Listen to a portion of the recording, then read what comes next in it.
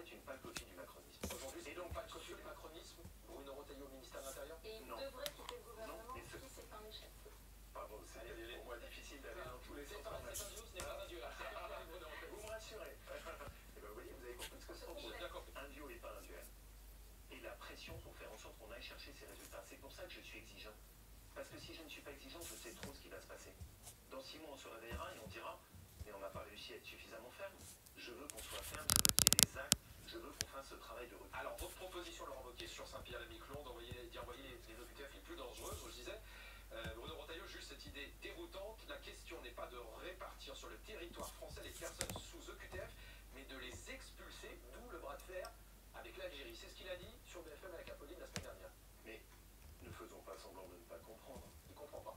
La proposition que je fais est une proposition qui est destinée à mettre fin au laxisme que nous avons en matière d'OQTF en France. Je voudrais juste quand même bien qu'on comprenne la faillite totale de l'État depuis des années sur ce sujet. Nous avons donc des OQTF dangereux dans notre pays. On les met dans des centres de rétention où on ne peut les garder que 90 jours. Dans 90% des cas, nous ne les reconduisons jamais en dehors de France. Et ça ne gêne personne. Et tout le monde considère qu'on peut continuer avec ce laxisme. Moi, ma proposition, c'est de mettre fin. L'objectif, c'est évidemment pas qu'ils restent à Saint-Pierre-et-Miquelon. Enfin, ne faisons pas semblant de ne pas comprendre. L'objectif, c'est d'avoir un effet dissuasif. Et que nous les amenions ainsi à enfin comprendre que maintenant on arrête de jouer et qu'ils doivent rentrer chez eux. Et qu'est-ce que Bruno Retailleau, quand il dit c'est déroutant et franchement ça sert à rien? Je vais vous répondre très simplement. Je n'ai pas compris la réponse de Bruno. Pourquoi? Parce que j'aurais préféré entendre le Bruno Retailleau quand il était sénateur et qu'il dénonçait l'impuissance de l'État sur ces sujets et qu'il dénonçait l'inaction de ses prédécesseurs. Là, j'ai entendu un ministre qui, sur un sujet pourtant d'impuissance de l'État, balayait une proposition sans même mettre de contre-proposition sur la table. Je pense que c'est une erreur. Et je pense macronisé. Non, mais en tout cas, c'est ce que je ne souhaite pas qu'on devienne. C'est pour ça que, je le redis, oui, je suis exigeant.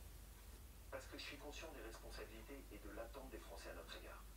Et donc, qu'on comprenne bien, si on ne change pas le système, si on ne va pas chercher des solutions neuves, qui croit qu'on va réussir à reconduire les OQTF dangereux dans leur pays? Le sujet, c'est pas de passer de 10% de reconduite à 15 ou 20%. Mais le sujet, c'est de sortir de France. Mais bien sûr. Bah, en quoi votre proposition, enfin c'est toujours pareil, elle ne les sort pas de France puisqu'elle les met en France à Saint-Pierre-et-Miquelon. Mais aujourd'hui... Parce que vous dites que la météo y est mauvaise et que personne n'a envie d'y aller, ça semble un peu court. Ah non, pardonnez-moi, ce que je pense qui est un peu court, c'est notre système d'aujourd'hui. Ce qui est un peu court, c'est de ne garder que 90 jours les OQTF dans des centres. Ce qui est un peu court, Bruno c'est Retailleau qu'aujourd'hui... souhaite allonger la durée de rétention à 210 jours ou plus. Parfait, ça fait partie de ce que je demande. Mais qu'est-ce qu'on attend? Pourquoi cette loi n'est pas inscrite? Je voudrais répondre à votre question. Qu'est-ce que ça change? Aujourd'hui, pourquoi les OQTF dangereux ne font pas le choix de rentrer chez eux? Et parce qu'ils ont parfaitement compris le système. Il leur suffit d'attendre 90 jours et ensuite de pouvoir rentrer dans leur quartier et continuer leur activité criminelle. Si vous leur dites à partir de maintenant, c'est plus en métropole, c'est à 4000 km d'ici à Saint-Pierre-et-Miquelon, en dehors de la zone Schengen, et il n'y aura donc pas de billets retour sur le territoire métropolitain. Croyez-moi, je pense que ça va aider tout le monde à réfléchir et que là on aura un taux d'exécution bien meilleur. Bruno Retailleau prépare des mesures concrètes. Il va envoyer une circulaire au préfet pour durcir les conditions de naturalisation. Il faudra parler mieux français pour être accepté en France. Est-ce que ce sont des réponses à la hauteur de ce que vous estimez être un grave problème d'immigration en France? C'est un très bon choix. Et il aura tout mon soutien dessus. Vous avez bien compris, je souhaite qu'on réussisse. Je souhaite qu'on inverse les choses.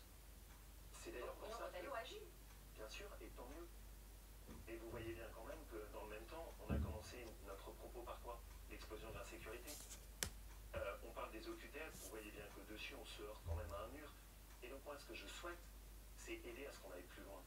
C'est pour ça d'ailleurs que je pense que nous sommes complémentaires. C'est pour ça que quand je dis que c'est un duo et pas un duel, c'est pas du tout un trait d'humour. C'est parce que je pense qu'il faut que chacun soit dans son rôle. Vous voyez bien à travers nos propos la difficulté de la tâche du ministre de l'Intérieur. Avec l'explosion de l'insécurité et de l'immigration, ça n'est pas comme il y a 20 ans. Vous ne pouvez pas tout faire, vous ne pouvez pas cumuler. Et quand vous voulez tout faire, le danger est de ne rien faire de C'était bien. plus facile pour Nicolas Sarkozy à l'époque? Factuellement, les agressions étaient 2 fois moins. Il y avait 2 fois moins d'agressions violentes à l'époque de Nicolas Sarkozy. Il y avait 2 fois moins d'étrangers auxquels nous donnions des titres de séjour à l'époque de Nicolas Sarkozy. Vous savez qu'au cours des 12 mois qui viennent de s'écouler, notre pays n'a jamais donné autant de titres de séjour. Et donc oui, la situation, c'est une évidence. l'évidence est beaucoup plus difficile. On n'est pas comme il y a 20 ans. Enfin, tout le monde le comprend. Et donc aujourd'hui, ma conviction, c'est que le ministre de l'Intérieur, c'est un investissement à 300%, et il faut que nous les aidions à réussir. Et de l'autre côté, pour le parti, il faut qu'il y ait une parole libre qui permette de pousser tous ces sujets sur lesquels vous voyez bien que François Bayrou n'a pas la détermination d'avancer. Vous avez évoqué, et ça, c'est ma parole. Vous avez évoqué les OQTF, la question de l'immigration, la question de cet ensauvagement, elle disait, avec notamment ces attaques parfois au couteau. Très concrètement, vous aviez essayé de mettre en place des portiques en région Rhône-Alpes, mais c'est des portiques qui étaient des tourniquets. Concrètement, François Bayrou a dit qu'il faut les développer. Et à quoi ça sert si ce n'est pas des détecteurs?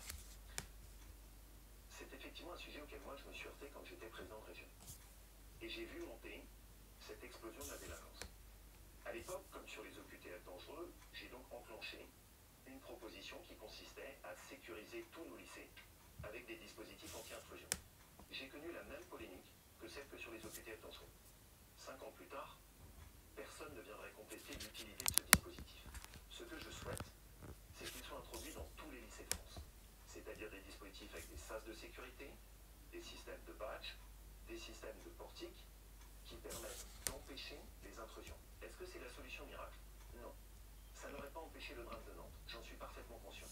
Et à l'inverse, l'assassinat du professeur Bernard, le drame qu'il y a eu à Reims, les drames et les attaques qu'il y a eu à Perpignan, ça permettrait de les empêcher. C'est la première chose que je souhaite.